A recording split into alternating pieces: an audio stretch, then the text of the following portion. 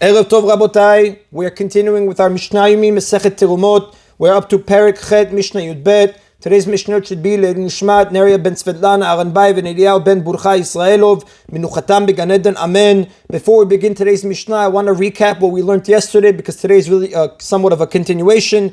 In yesterday's Mishnah, we brought down a disagreement between Rabbi Yeshua and Rabbi Eliezer about a certain situation of making a terumah loaf of bread tameh. Let us recap the Mishnah from yesterday. The Mishnah asks, what is the case where I am forbidden to make terumah tameh?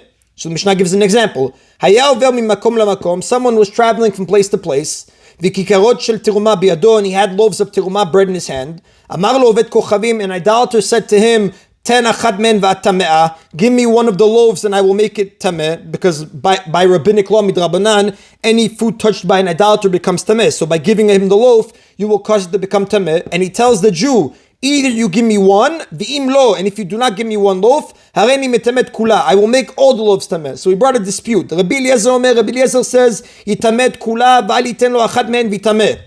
The Jew should let the idolater make all the loaves tameh, but the Jew may not give the idolater one of the loaves to make tameh. Meaning, although if the Jew does nothing, all the loaves will become tameh, the Jew may not perform any action that will cause terumah to become tameh. Rabbi Yeshua disagrees and he says, Yaniach lefanav achad men ala sela. The Jew should put one loaf on a rock in front of the idolater and let him take it on his own. Now the Jew may not hand it directly to the idolater, and he may not let the idolater make all the loaves tameh. So in this situation, a person is forbidden to cause terumah to become tameh, and therefore he must do all he can to save the terumah. And in this case, the only way you can save it is you can't give it to him directly. You put one down on the rock, on the sela, in order to save the rest of them. Right? So today's Mishnah, Yud Bet, will give a similar, though unrelated, halakha. In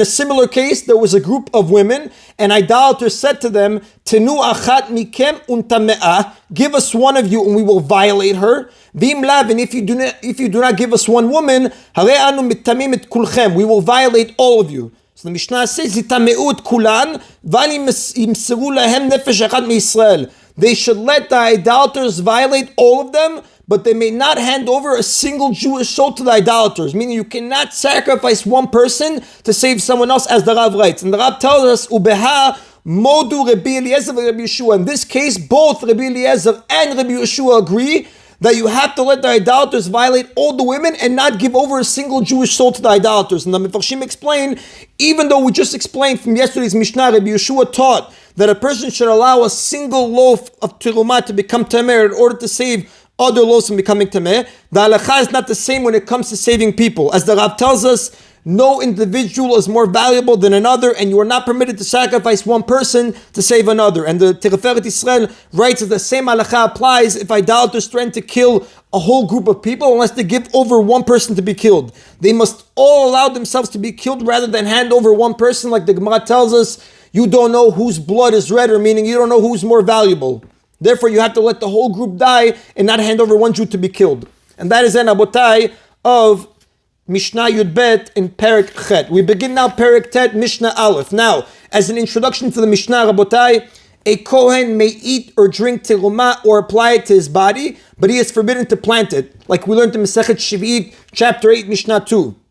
If someone did plant seeds of terumah, that which grows from them is chulin, mideroraita, or according to the Torah, if you plant seeds of terumah, whatever grows from those seeds is chulin, ordinary produce. Therefore, it's regular tevel, and it may not be eaten before it is tied, before you remove the maasrot. However, the Chachamim decreed that whatever grows from terumah must be treated like terumah. Therefore, it is always forbidden to non-Kohanim, like the Gemara tells us in Masechet Shabbat, page 17b, and the Mefarshim explain the Chachamim were concerned that if growths of terumah would be treated as chulin, a Kohen who has terumah that is tameh, which he's required to burn, he might be tempted to plant it because he could then sell the growths at full value of chulin. Now, while he waits for the planting season, a member of his household might forget that the terumah is tameh and he might eat it. So to prevent this, God forbid, prohibition of eating terumah that is tameh, the rabbis decreed that the growths of terumah are also terumah, and they may not be eaten by non-kohanim or by kohanim who are tameh. So now, this reduces their selling price so greatly that a Kohen, there's no point of him planting his field with terumah. Rather, he would plant a regular crop instead. So the Mishnah today is going to discuss, what do you do with the field where terumah was planted? Hazoreh terumah shogeg. If someone planted terumah by mistake, meaning he didn't know that it was terumah, yofach, he may turn over the soil with the plow to destroy the growths. Now, the Mishnah does not mean that he's obligated to plow the field and destroy the growths of terumah. Rather, he's permitted to do so, as the Rambam in his commentary writes. The Mishnah says you're allowed to do it. Now, he's not considered to be destroying terumah, which is forbidden. And the Mishnah continues, umezid. But if someone planted terumah knowingly, yikayem, he must maintain the growths and not destroy them. Now the Mefarshim explain, growths of terumah do not have terumah sanctity even midrabanan until they reach 1/3 of their full growth. Now nevertheless, even before that stage, since they potentially have the status of terumah, a field of such growths can be described a field of terumah, and therefore the Chachamim, the sages, decreed that the growths must be maintained because destroying them would look like destroying terumah. Now, what's the difference with the case where you planted it by mistake? That we allow you are permitted to turn over the soil and destroy the growths. So Mefarshim say, the Rosh writes, a field in which terumah seeds were planted by mistake does not even seem like a field of terumah, since the planter himself was unaware that he was planting terumah. Therefore, in that case, you are allowed to destroy the growths because there's no concern of it looks like you're destroying terumah. You didn't even know there was terumah there. It was a mistake.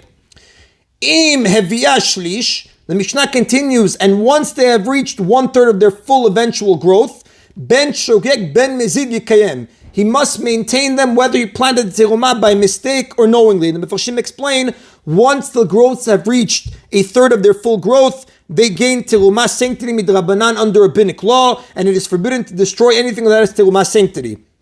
Ubipishtan, and the Mishnah continues, in the case of flax that is terumah mezid yofach, even if it was planted knowingly, the soil must be turned over to destroy the new flax.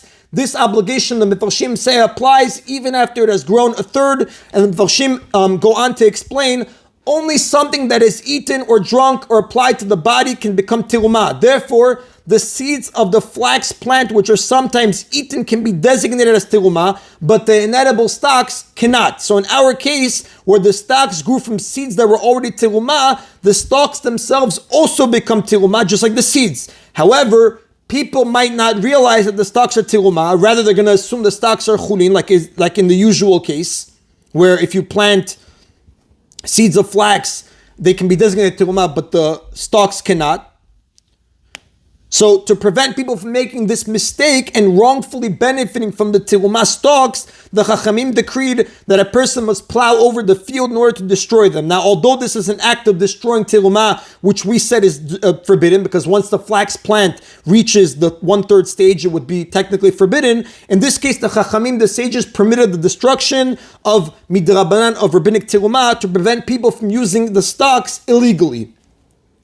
And that is Rabotai of today's Mishna Yomi. Baruch Adonai Leolam. Amen v'amen.